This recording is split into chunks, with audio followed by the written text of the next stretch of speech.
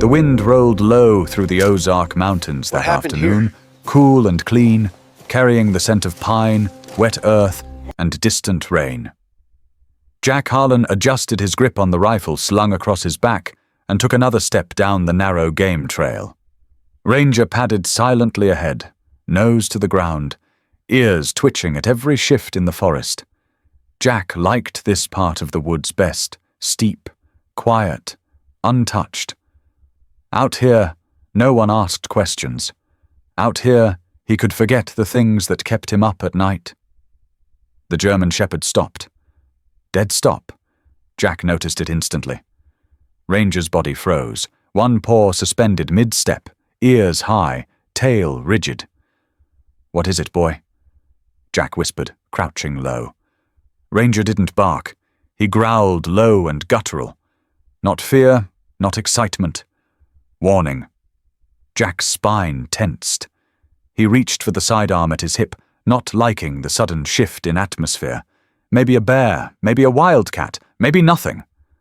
But then Ranger did something he never did during a hunt. He looked back at Jack, eyes sharp, locked, as if asking for permission.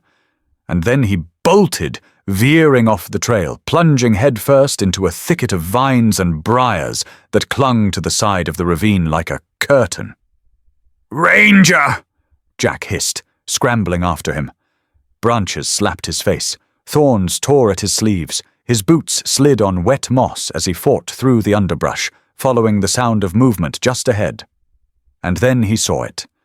The trees parted, revealing a steep drop, a hidden gash in the mountainside, and at the bottom of that narrow ravine, half buried in earth and time, was something that did not belong. Metal, twisted, rusted, choked by ivy and roots. An Apache helicopter. Jack stopped breathing. The rotor mast was shattered, blades snapped and splayed like broken limbs. The cockpit was caved in, glass long since turned to dust. It looked like it had fallen from the sky 100 years ago, and the forest had done its best to forget it.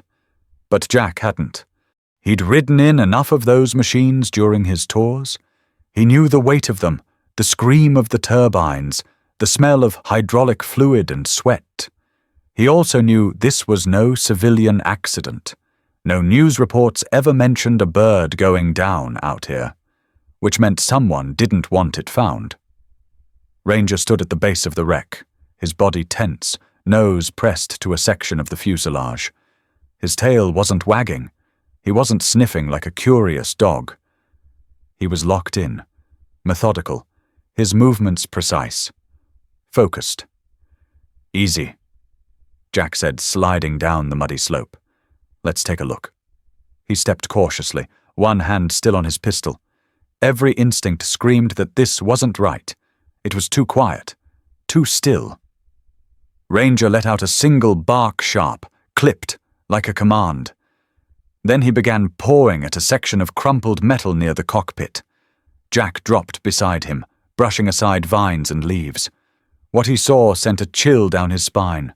A compartment, almost invisible, embedded below the co-pilot's seat, covered in years of grime and corrosion. A military-grade storage bay secured by a recessed lock panel. "You smart son of a—" Jack muttered, giving Ranger a glance. "Good eyes, partner." He pried the panel open with the butt of his knife. It groaned in protest, metal straining against years of neglect. Inside, wrapped in oilskin and dirt, was a hard case. Heavy. Secure, labeled with an old serial code he didn't recognize. He knew what this was before he even touched it. A tactical drive. Classified. Maybe even black level. "Okay," he whispered, heart pounding. "We're way out of the hunting zone now." He hoisted the case carefully, brushing off the worst of the grime. As he turned to go, his boot nudged something. He looked down. Bone. A hand, skeletal and partially clothed in the remains of a flight suit, was trapped under twisted steel. Pilot was still here. Jack froze. He looked around, scanning the ravine again with new eyes. This was a tomb. Whoever went down with this bird had never been recovered. Or worse, they had been ignored. "You were left behind," Jack said under his breath. He stood in silence for a moment, the weight of it all settling in his chest. Then Ranger growled again, louder this time. Jack turned just in time to see his dog's head lift, nose pointed up the ravine. His ears were high, alert. Jack felt it then too. The hair on the back of his neck rose. They weren't alone, no movement, no sound. But something had changed. He slung the drive into his pack, sealed it tight, and placed a hand on Ranger's back. "Let's go." They scrambled up the slope together, not in a panic, but fast, efficient. Jack had spent years navigating war zones. That instinct, the one you don't ignore, was screaming now.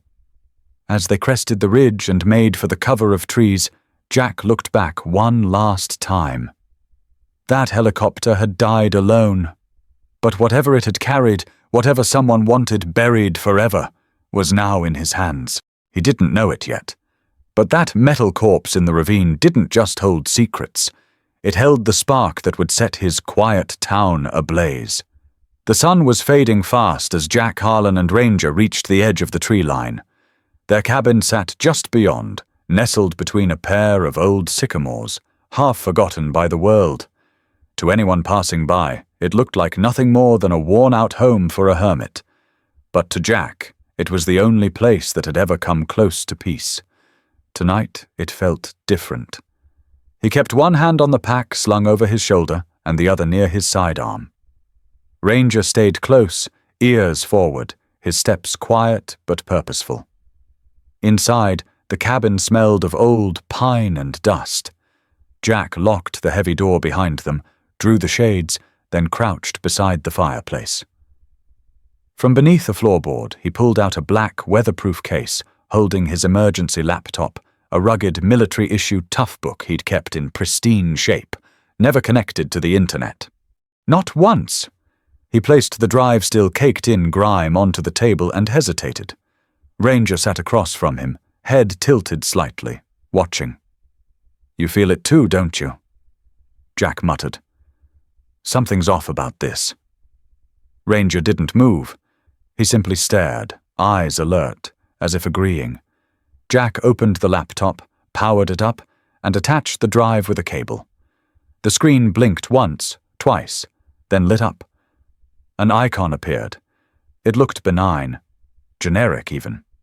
But the moment Jack double-clicked it, a wall of encrypted code filled the screen. Military grade. He'd seen this before during deployments when gear went missing, and investigators wanted to know where and how and why. This wasn't just secure.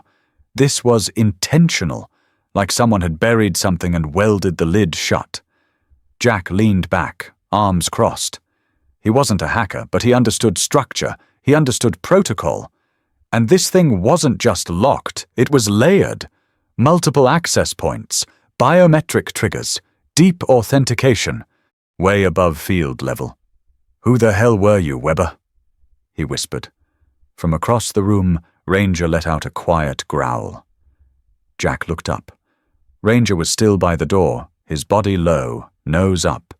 His ears flicked toward the ceiling. "What is it?" The dog didn't respond, but Jack had seen that posture before, on patrol in Fallujah, when the IEDs were wired to cell signals, and the dogs could hear the frequencies long before human ears caught wind of anything. It wasn't just barking or reacting, it was knowing. Jack stepped to the door, unlocked it, and opened it a crack. The wind was still. The forest was silent. Too silent. Evening birds had stopped calling, no cicadas, no distant rustle of deer, nothing. And then he heard it. So faint it could have been mistaken for the buzz of a mosquito, high above. He stepped onto the porch and squinted toward the fading light. A pinprick in the sky, dark, motionless, no blink, no sound now, but he knew what it was. A drone. Military or worse private contractor grade. Too high for a hunter, too slow for recreation. The sound returned, a subtle hum like a wasp nest spinning high over his cabin. Jack stepped back inside and shut the door fast. "Damn it," he muttered, heart beginning to race. "We're not alone." Ranger had already moved to the rear window, eyes tracking the sky, muscles coiled. Jack could see the tension in every inch of him. They were being watched. The realization came fast, brutal, and undeniable. He'd made a mistake. By powering on that hard drive, by touching it at all, he'd triggered something. A ping, a beacon, a flare. He stared back at the laptop screen. The encryption wall still blinked, mocking him. That drive wasn't just locked. Jack said under his breath. It was rigged. He paced once, twice, calculating. There were only two reasons for a drone like that to be hovering over his land. Either someone wanted to retrieve what he had, or someone wanted to make sure no one else ever saw it. Outside, the hum shifted pitch. Lower now. Closer, he moved to the breaker box and killed the power. Lights out. He yanked the cable from the laptop and closed the lid. The screen went black. No electronics, no signals, no mistakes. Jack slipped on his flannel jacket, then grabbed his emergency pack preloaded with supplies, a sidearm, cash, dog food, and first aid. He'd built it years ago, never thinking he'd need it. Ranger trotted to his side. No command needed. Jack looked around the cabin once. The worn recliner in the corner. The wood stove. The shelf filled with dog treats and half-finished paperbacks. He'd come here to escape war. Now it had followed him home. They slipped out the back, through the crawl space, and into the trees beyond the shed. Jack didn't use his flashlight. Ranger didn't need one.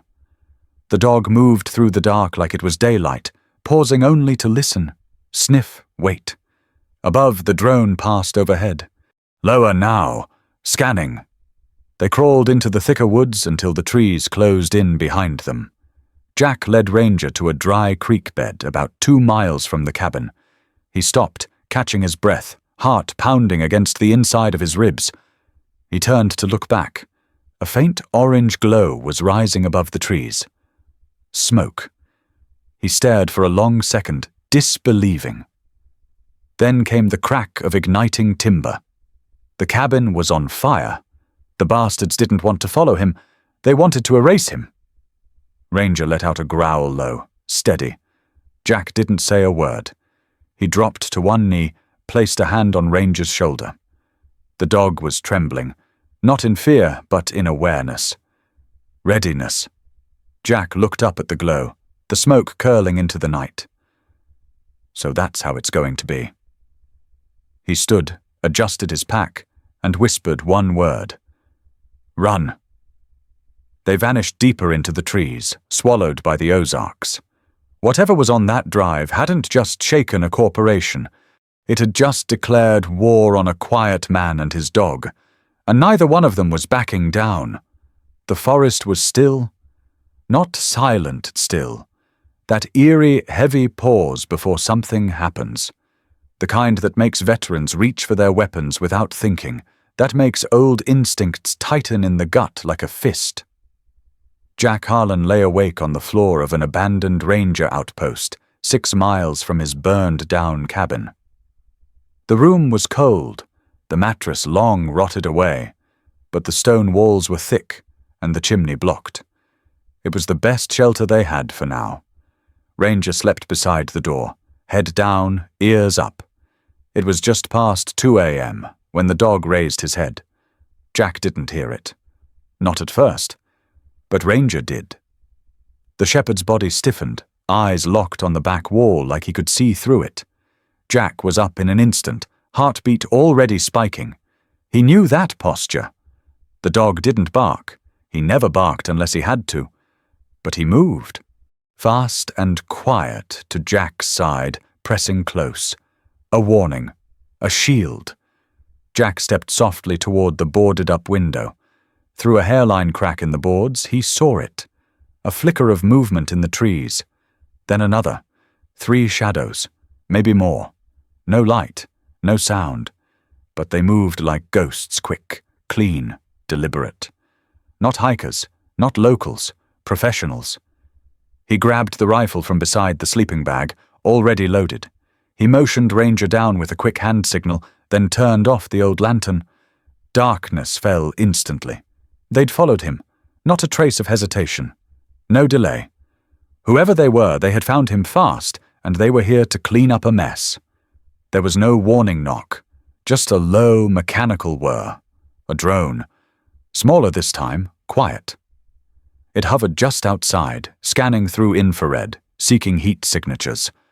Jack didn't hesitate. He took the shot. The glass shattered with a suppressed pop as he fired, and the drone sparked and fell into the grass like a swatted fly. The night exploded. Crack, crack gunshots ripped through the side wall, sending wood and dust flying. Jack ducked and rolled to cover behind a heavy table. They were breaching. Fast. One shot hit the metal stove behind him, sending sparks across the room. Another punched a hole into the doorframe, inches from Ranger's flank. Ranger moved like lightning low, fast toward the back. They'd rehearsed this before. Jack reached for the sidearm holstered at his thigh and kicked open the back exit, a narrow crawl space originally built as a storm shelter door. "Go!" he hissed. Ranger didn't hesitate. He vanished into the darkness outside. Jack followed, crawling low, bullets chewing into the walls behind him. Then came the sound that made his blood run cold. Fire! They were burning it. A muffled whoomp as some kind of incendiary hit the roof. Smoke curled through the ceiling beams. Within seconds, the dry wood caught. The bastards weren't here to capture him. They were here to erase him. Jack emerged from the crawl space gasping, eyes watering from the smoke. He stumbled into the night, crouching behind a log pile at the edge of the clearing. He couldn't see Ranger. For a split second he panicked. Then movement. A flash of slate-grey fur bolting toward the tree line. Alive. Relief surged through him like a jolt of morphine. He ran. Gunfire crackled behind him, bursts of automatic fire meant to suppress, not aim.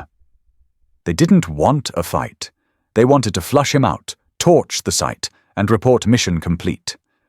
But Jack didn't play by their script. Once deep enough into the trees, he dropped behind a rock outcropping and scanned the ridge. 2 men, maybe 3, moving through the firelight. Tactical gear, night vision, silenced weapons. Not government, contractors. Worse. He didn't recognize the uniforms, but the formation, the discipline. They were trained killers, and they were tracking him. Jack's shoulder burned. He hadn't noticed the graze until now. A hot line of pain across the upper bicep. Not serious, but bleeding. Ranger returned, nose bloody, teeth bared, fur bristling. He wasn't just alert, he was angry. They stayed in the brush for nearly an hour, moving only when the flames behind them finally consumed the last of the outpost. Smoke rose like a signal into the Ozark sky, a message, "You're not safe." Jack crouched near a dry creek bed, gripping Ranger's collar with one hand, pistol in the other. Blood soaked into the side of his shirt. "This isn't about what happened back then," he said aloud, voice low. "They're not cleaning up old wreckage." Ranger pressed his body tighter against Jack's leg, steady and still. "They're covering something that's still happening."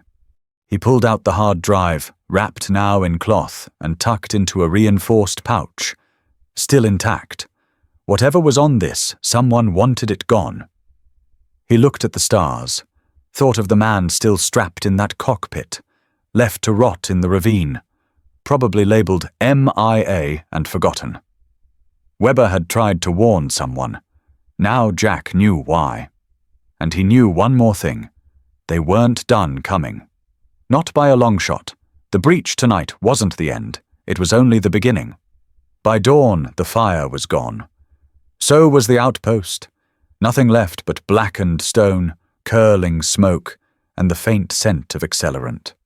Jack and Ranger had watched from a ridge to the north, hunkered beneath the roots of an uprooted oak, shivering not from the cold, but from what it all meant. They were hunted now, not fugitives from the law, but prey in a game that had started long before Jack stumbled into that ravine. And he knew exactly where he had to go, back to the Apache. They moved before the light could burn through the fog. Jack stuck to game trails and creek beds, places even drones struggled to read. Ranger led the way, his senses wide open. He stopped at every break in sound, every shift in the wind, ears flicking, eyes scanning. He was a soldier in his own right. Now silent, efficient, dependable. It took 4 hours to return to the crash site. It looked the same, but felt different. The wreckage lay where they'd left it, twisted and half-buried, vines drooping over the broken tail boom like mourning shrouds. But now Jack saw it not as debris from an old mission, but a puzzle. And Ranger knew it too. The moment they descended into the ravine, the dog's posture changed, focused, precise. He sniffed the air, circled the tail, then made a line straight to the cockpit. Jack followed, heart pounding. Ranger pawed at the same section of fuselage they'd uncovered before, but this time his nose jammed against a different angle of the pilot's seat. He let out a short, sharp huff. Urgent, not alarmed. Jack stepped beside him and looked closer. The remains of the pilot still sat slumped in the harness. Time had claimed the flesh, but the suit remained a faded flight uniform, webbing torn but intact. It was strange, standing so close to someone who had likely died 2 decades ago. Stranger still knowing that whoever he was, he might still be holding the truth. Jack whispered a quick apology and reached for the collar. The fabric resisted at first, but then gave. His fingers pressed along the inside seam, searching, feeling. And there it was. A ridge. Subtle, but there. He took out his knife and worked it carefully, slicing the inner lining. A small packet fell into his hand. Inside, a dog tag-sized piece of metal engraved with a string of alphanumeric code. And something else. A thin, plastic sleeve wrapped around what looked like film. Jack held it up to the light. Microfilm. He hadn't seen one of these since Afghanistan. That was old-school intelligence. Analog. Undetectable by conventional digital sweeps. He opened the film sleeve. Coordinates. Latitude, longitude, altitude. It was a location deep in the forest, far beyond where most hikers would ever venture.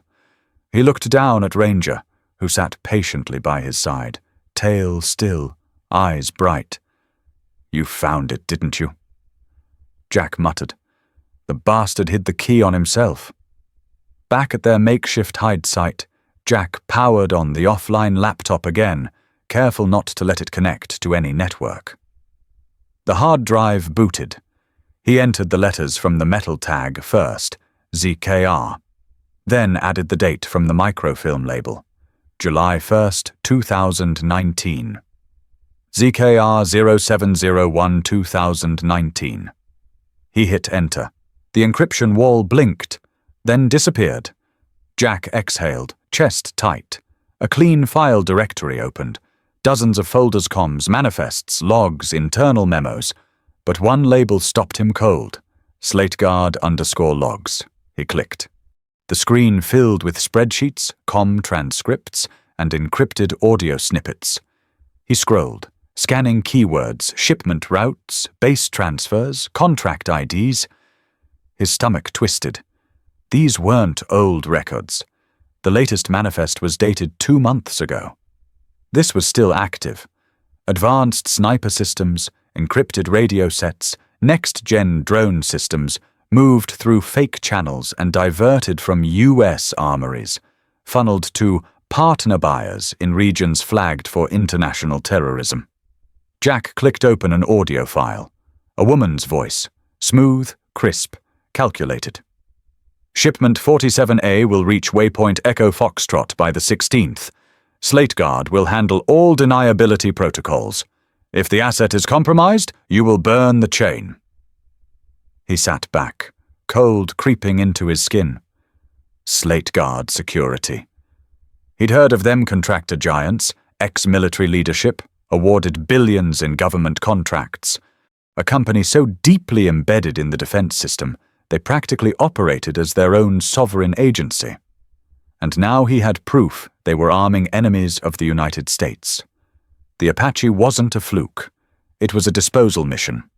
Captain Weber, whoever he was, must have uncovered the operation and tried to escape with the evidence. The helicopter was never supposed to crash. And when it did, the agency buried it. And him. Jack looked down at Ranger. The shepherd stared back, as if he understood. "They killed him to keep this buried," Jack said, voice low. "And now they think they burned it with the cabin." But they hadn't, because of a dog who knew when something didn't smell right, because of an old Marine who still had a conscience. And now they were in it. Fully. No way back. Jack closed the laptop, rewrapped the drive, and scanned the horizon. Time was up. He knew exactly what he had. But more importantly, he knew what they would do to stop it from reaching daylight. The air in the hideout was thick with the smell of damp stone and pine needles. Jack sat on the floor with his back against the cold wall, the laptop balanced on his knees.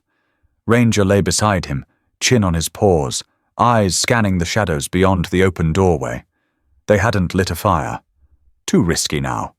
Jack's hands moved fast but steady, scrolling through folder after folder on the decrypted drive. Data logs, shipment manifests, encryption keys. Then he found it, a subfolder tucked deep within a nested directory labeled client_video_log. He clicked it open. There was only one file, no title, just a date and timestamp. His pulse quickened. He double-clicked. The video crackled to life. At first it was grainy, like footage recorded through a hidden lens. A sterile room, glass walls, city lights in the background. The camera angle was low, possibly from a briefcase or coat pocket. A man sat at the head of a sleek black conference table. Tall, trim-sharp in a tailored suit. Jack recognized the face immediately. Gordon Slate, CEO of Slate Guard Security. A former army officer turned defense contractor mogul. The kind of man who smiled for cameras and posed next to senators. The kind who gave keynote speeches at veteran galas and preached security through strength. But here, in this room, his smile was gone. His voice was calm. Cold. No tracking. No names. Deliver it through the secondary ports and keep the manifests buried under humanitarian cargo. If something leaks, you didn't get it from us. You got it from ghosts. Across the table, a figure sat in shadow. The accent-thick Eastern European answered. "We want launchers. Not toys. High grade. You'll get them." Slate said. "Provided the price remains the same. We don't renegotiate once we've opened the vault." Jack felt his stomach twist. This wasn't just weapons trafficking. This was active betrayal. American-made hardware. Sold off book. And covered by a company receiving federal defense dollars. The camera angle shifted slightly. Slate leaned in, fingers steepled. If anyone ever gets wind of this, if it leaks, then this conversation never happened. And whoever leaked it, well, they disappear, the video cut off. Jack sat frozen. Breath shallow. His hand hovered over the pause key, though the screen had already gone dark. That was it. The proof. Names, voice, intent. They could deny memos, they could bury data logs, but not this, not a face, not a voice. He stared at the black screen, trying to process the scope of what he was holding. Ranger sat up slowly beside him, sensing the shift in Jack's body. The tension, the dread. "You saw it too, huh?" The dog tilted his head, ears twitching. Jack closed the laptop and stood. His muscles ached from sleeping rough. His shoulder still throbbed from the grazing bullet wound, now wrapped in gauze and a dirty field dressing. But his mind had never been sharper. He packed fast. The hard drive went into a steel case wrapped in Ranger's spare tactical vest. Whatever happened next, that drive had to survive. Ranger followed him to the edge of the clearing. Jack scanned the tree line, then the sky. Clear. For now. They moved east, heading toward a weather station on the ridge where Jack could use a satellite relay. It was an old setup, maintained by hikers and volunteer rangers. No security, no cameras. Just a dish, a panel, and enough juice to send a signal. He reached it by mid-afternoon. The satellite uplink blinked green. Jack connected the laptop, bypassed the system firewall, and loaded the video file. He didn't send it to the press. Not yet. He uploaded it to an encrypted drive tied to a burner account he'd created years ago, a place no one could reach without knowing exactly where to look. As the file transferred, he sat with Ranger, eyes scanning the ridgeline. The dog didn't relax. His tail stayed low, his breathing steady. Jack looked down at him. "What do you hear, partner?" Ranger's head turned slightly, toward the valley. Then Jack heard it too. A click. Faint, not close, but familiar. Too familiar. He yanked the satellite cable free. The green light on the panel immediately flashed red. "Move!" he snapped. Ranger was already in motion. They dashed down the slope, cutting hard to the right, using the rocks and tree trunks for cover. Halfway down the trail, Ranger stopped cold, nose up, growling. Jack turned, breath ragged. Then he saw it. A drone. Not like the one from before. Smaller, more advanced, no sound. It hovered just above the tree line, tracking. Not attacking. Watching. Jack raised his rifle, but the drone blinked. Once, a flash of infrared, and zipped skyward, out of range. Too late. They had their location. He turned and ran. By nightfall, they were 6 miles from the ridge and deep into the highland brush. Ranger didn't slow once. Jack followed his lead, every nerve screaming. They made camp under an overhang by a narrow stream. No fire, no talking. Jack sat in the dark, staring into nothing. He knew what that flash meant. There was a back door embedded in the hard drive. The moment he cracked it open, it had pinged Slateguard's network. The moment he connected to a satellite, it had shouted his location across every encrypted server they owned. The laptop, the hard drive, proof, and poison. He looked at Ranger alert, tired but still with him. "Every trail out of here," Jack muttered. "They'll have someone waiting." He didn't need to say it out loud. They weren't just trying to recover the data. They were going to kill to keep it buried. And now, Jack realized, the man who had always run from the fight? He had just stepped into the center of one. The wind shifted just before dawn. Jack tasted it in the air colder, wetter, thick with sediment. The kind of smell that belonged to deep stone and moving water. He checked the coordinates again on the laminated microfilm strip, holding it up to his flashlight one last time. They were close. Ranger led the way through a thinning tree line toward the base of the ridge. Their boots and paws moved silently over moss-covered rock, the only sound the distant roar growing steadily louder with every step. They reached it just as the morning sun crested the eastern ridge. A waterfall thundered down a 100-foot cliff in front of them, crashing into a shadowed pool that sent mist curling like smoke into the air. Behind the sheet of white water, half hidden by moss and thyme, was the entrance. Narrow, vertical, almost invisible unless you were looking for it. Ranger stopped cold. He didn't growl or bark. He simply stared at the ferns that veiled the mouth of the cave. His tail twitched once. Alert. Jack crouched beside him and peeled back the green curtain. A gap in the rock, just wide enough for a man and a dog. They slipped inside. The temperature dropped immediately. Moisture clung to the stone walls. Jack flicked on a penlight, its narrow beam cutting through the darkness. Ranger stayed close to his leg, his breathing quiet, ears swiveling. The passage sloped down, gradually curving to the left until it opened into a chamber the size of a single-car garage. Flat rocks had been stacked intentionally, forming a crude table at the center. On it sat a military-grade Pelican case. Black, locked, untouched by time. Jack moved slowly.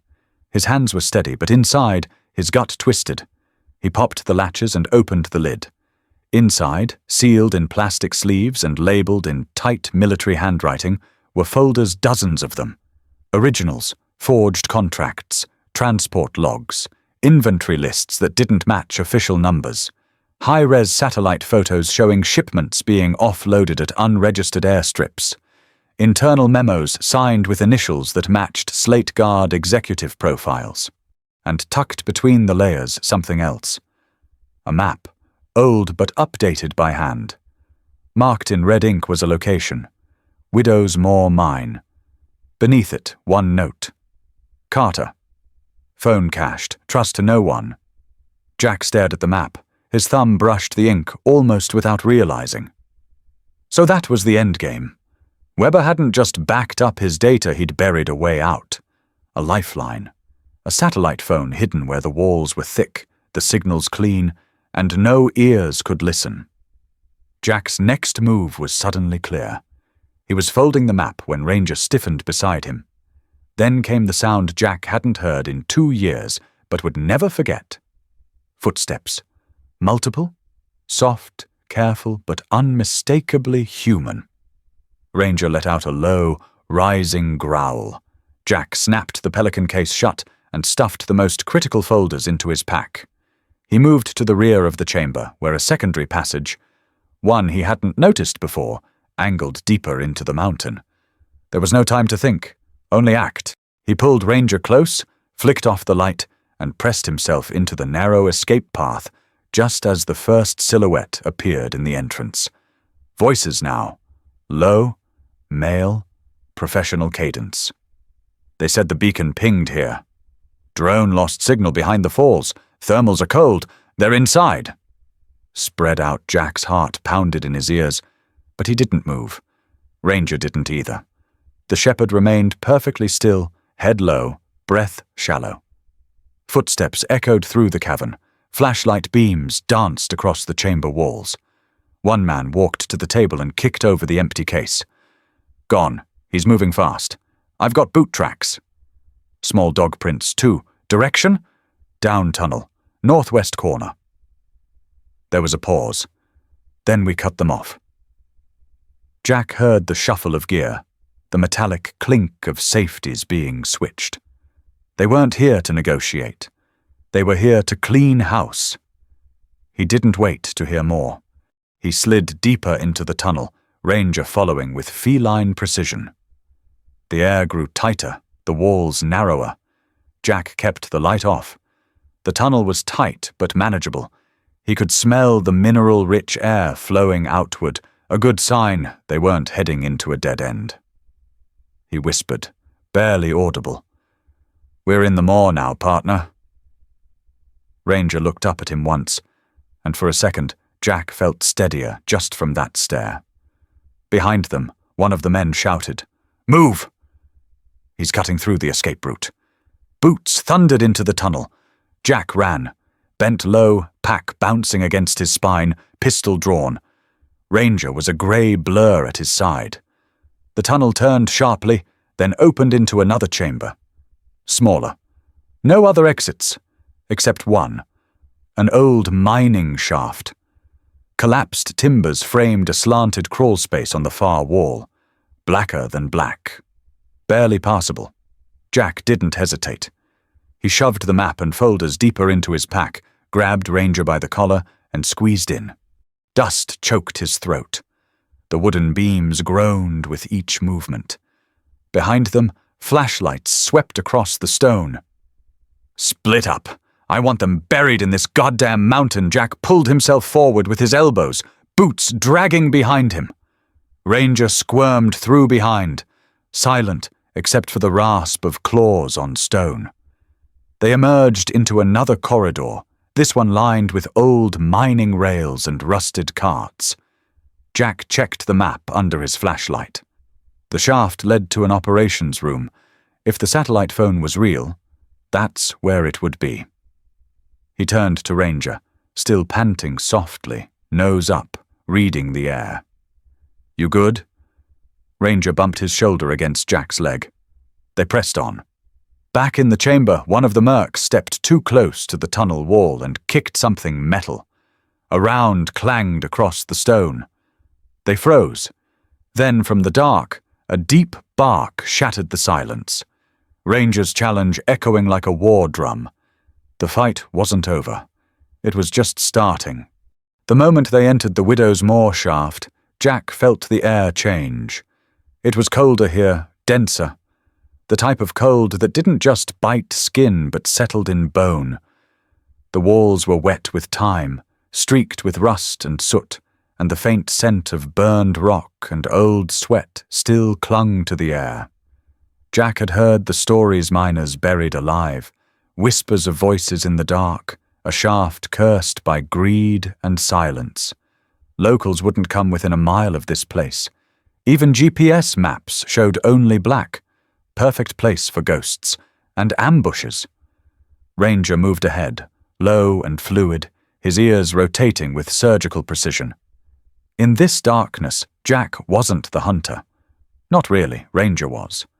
Their boots and paws made almost no sound on the packed dirt and old wooden planks.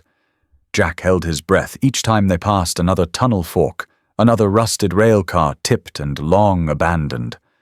The air carried no sound, but it was alive. Something behind them was moving.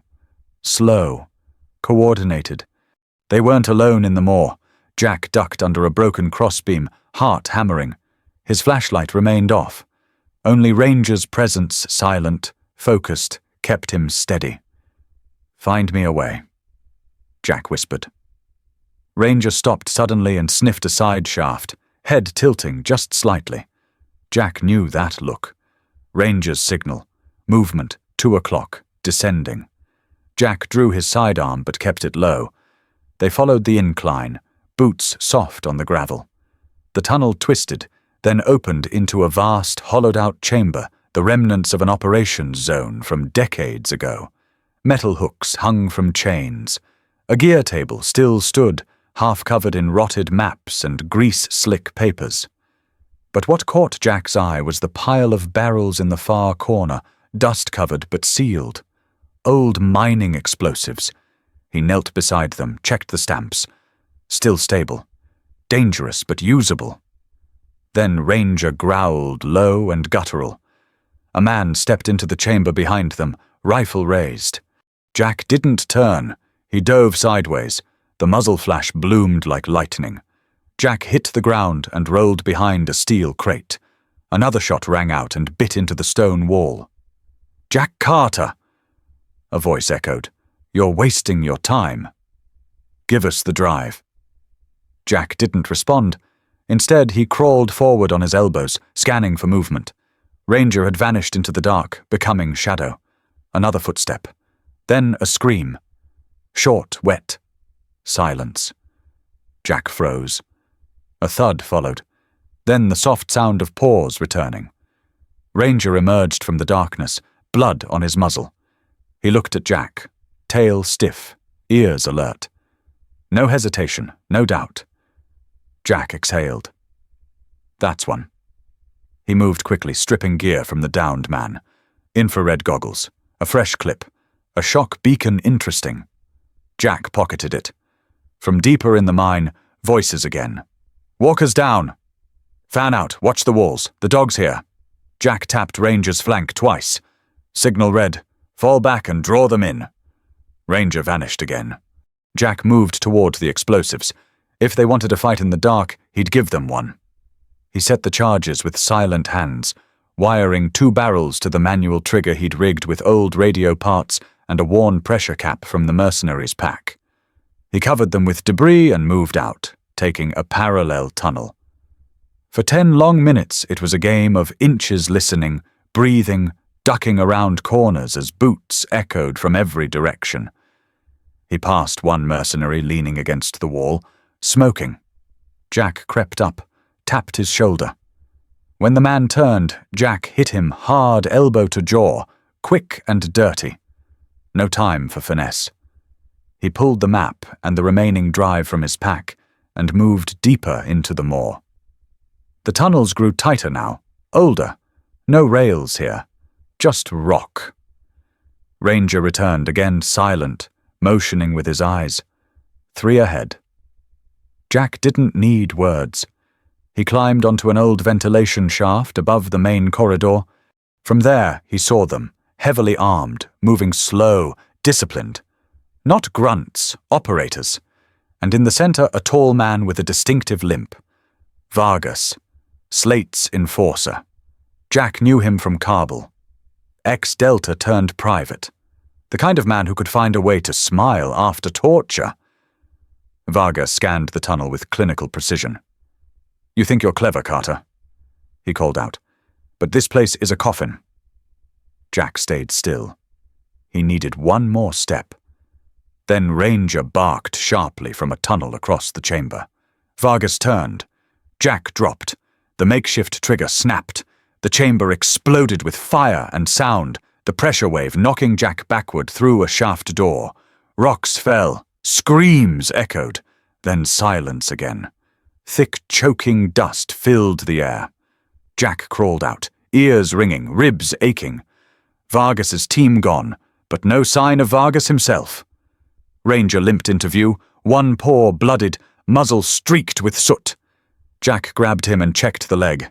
Cut, deep, but not life-threatening. "We're not out yet," he said, wrapping the leg tight with gauze from his kit. From deeper in the mine, a distant beeping started. Faint, repetitive. Jack pulled the map. The phone cache was close, 2 chambers over. And if the coordinates were right, it wasn't just a phone. It was a transmission hub built into the mine years ago, before Slate Guard took over the terrain. Jack stood. Ranger growled again, low, quiet. Not over. Vargas had survived. And now, they were headed for the final choke point. 1 man, 1 dog, and 1 final way out. The chamber reeked of sweat, sulfur, and old fear. Jack stood near the old transmission hub, his shoulder wrapped in a half-burned sling, Ranger limping just behind him. The satellite phone was in his pack. The final copy of the data contract files, locations, time-stamped audio logs, was safely tucked in the waterproof drive, strapped to his thigh. But the air was shifting again. A low hum rattled the walls. And then he heard it at Boots, fast and heavy. The unmistakable cadence of a trained team closing in. Not searching, advancing. They had his scent. Jack turned to Ranger, hand on his flank. "You ready?" Ranger didn't flinch. His right ear was torn, shoulder matted with blood. But his eyes were locked in, always. They moved into the central shaft, a massive hollow in the heart of the mine, once used to lower equipment 2 stories down. Now it was a trap waiting to be sprung. Jack ducked behind the steel pulley housing. A shaft of fading daylight poured in from an old collapse in the upper wall. Dust danced in the beam like ashes. A voice echoed through the dark. "Jack Carter, you've run your course. It was Vargas." He stepped out of the shadows with 3 men behind him, all armored and armed with suppressor-equipped carbines. The barrel of one brushed the rock wall, just inches from Jack's location. Ranger growled so softly it was almost a vibration. Jack waited. 2 more steps. Ooh. Then chaos. Ranger leapt from the opposite side, crashing into the point man with a sound like breaking furniture. The man screamed too late. Teeth found throat. Jack moved, rising into a sprint and firing once, twice. The second shot hit clean center mass. 1 down. But the third man pivoted, fired. Jack felt the impact before he heard the crack. His left shoulder jerked back, a hot bloom of pain exploding across his chest. He dropped, rolled, landed behind a barrel, and gasped for breath. blood soaked through his shirt. The second merc raised his rifle. Ranger lunged again, wounded. Slower now. The man turned the barrel toward him. But Jack, one arm useless, still had one shot left. He squeezed the trigger with a snarl. The round hit just above the man's eye. Silence fell like a dropped curtain. Only Vargas remained. Jack tried to rise, vision blurring. He was losing too much blood. His knees buckled, and the steel grating slammed against his ribs. Vargas walked into view, casual, confident. Rifle lowered, sidearm holstered.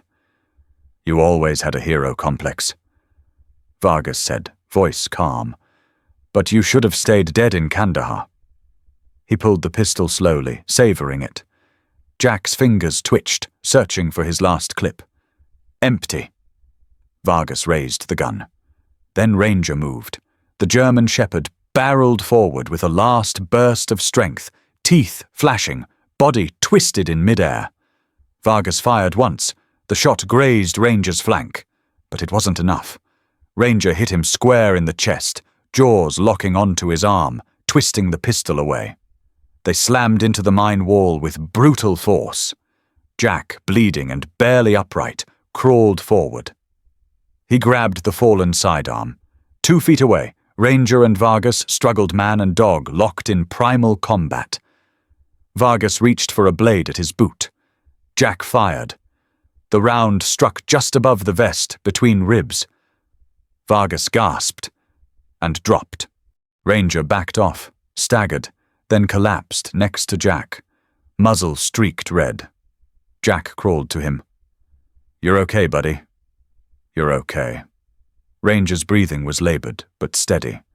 His eyes never left Jack's face. From the far end of the tunnel, the echo of distant sirens rose, faint, but approaching. Jack let out a breath. He looked down at the small black drive, still tucked in his pouch, somehow untouched. The data was safe. They had it. The price had been blood, light, and fire, but they were still standing, together. The storm had moved in. Thunder rumbled overhead like a slow artillery roll, each boom reverberating through the skeleton of the old mine. Rain trickled down the crumbling rock walls, seeping into fractures like the ghosts of the past, bleeding through. Jack limped through the narrow service tunnel, one arm pressed hard against the wound in his shoulder. Ranger walked close, his gait uneven, ribs rising with each breath like he was forcing himself forward through will alone. The final fight was behind them, but it wasn't over. Not yet. They reached the rusted door at the far end of the corridor. Behind it, decades ago, the mine's maintenance supervisors would have taken their coffee breaks, smoked cigarettes under weak light, maybe talked about kids they barely saw and pensions they'd never touch.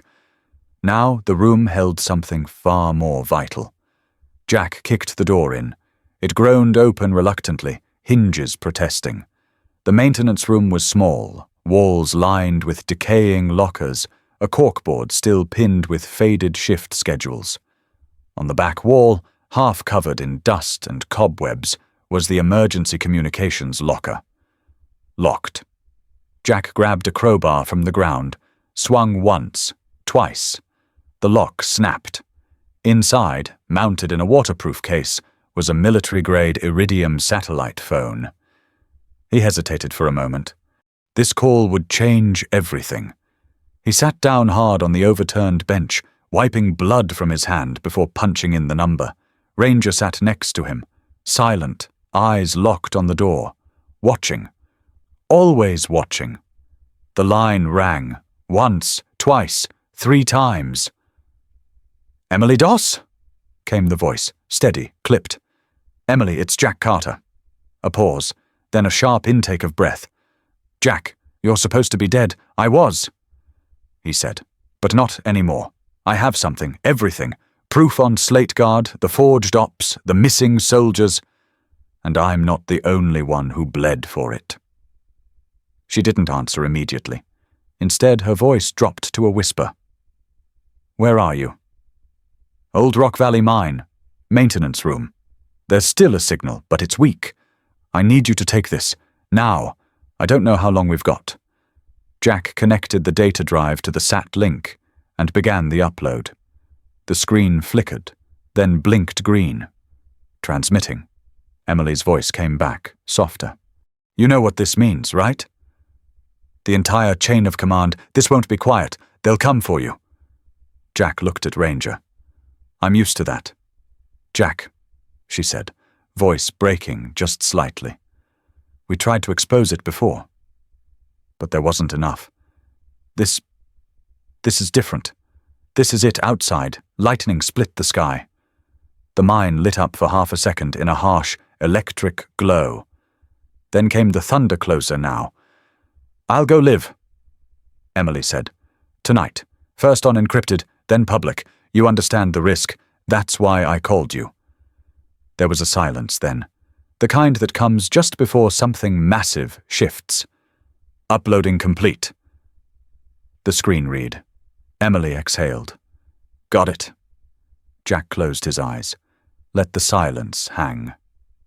"You're not alone anymore," she said. "I'll make sure of that." Then the line cut. Jack set the sat phone down slowly.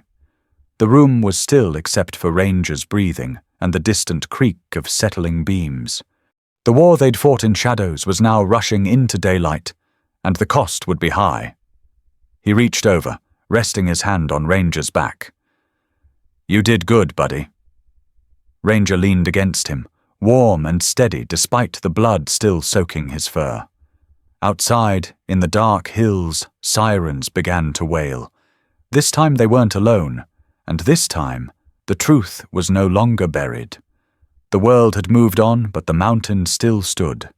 Weeks passed like pages fluttering in the wind. News anchors talked fast over splashy graphics. Slate Guard collapses under federal raid. Whistleblower identified. The man and the dog who exposed a war machine.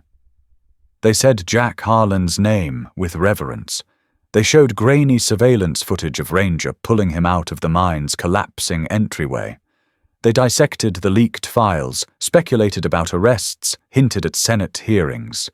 Washington buzzed like a kicked beehive. But none of it reached the porch. Jack sat on a weathered rocking chair, one arm still in a sling. His eyes weren't on the television inside. They were fixed on the tree line ahead, where the pines met the horizon and bled into dusk. Ranger lay beside him, chest rising slow, a faint scar now hidden beneath the darker patch of fur on his left flank. The dog had stopped limping 3 days ago, though he still moved with careful calculation. Not weakness, memory. Jack took a sip of coffee that had long gone cold. Ranger's ears perked slightly at a bird call in the trees, but he didn't rise. A car had come by that morning, a black Suburban with no plates. Parked at the edge of the gravel path, a man in a crisp suit stepped out, offered Jack full government immunity, relocation, even a medal ceremony at the Pentagon. Jack handed him a piece of paper, one word written on it. "No." The man left in silence. Another call came in later from a podcast host in New York, wanting just 20 minutes of your time. Jack let it ring, then powered the phone off. Because some truths don't need spotlights, they just need daylight and a dog who refuses to let go.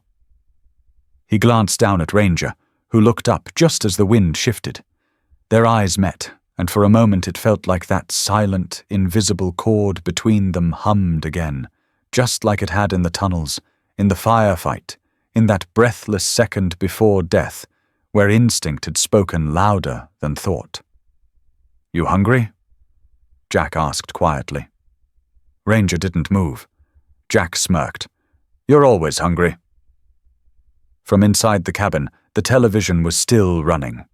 Emily Doss's voice filled the air.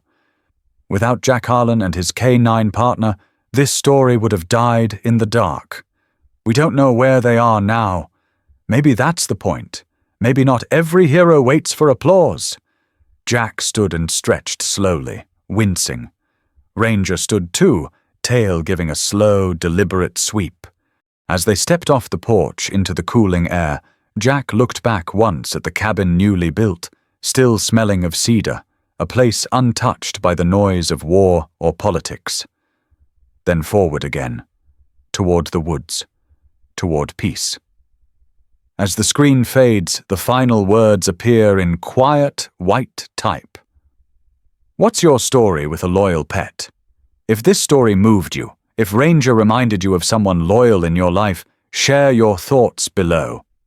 And if you believe these stories deserve to be heard, of courage, of instinct, of dogs who don't bark for glory, then support this channel. Subscribe to German Shepherd. Your click keeps their stories alive.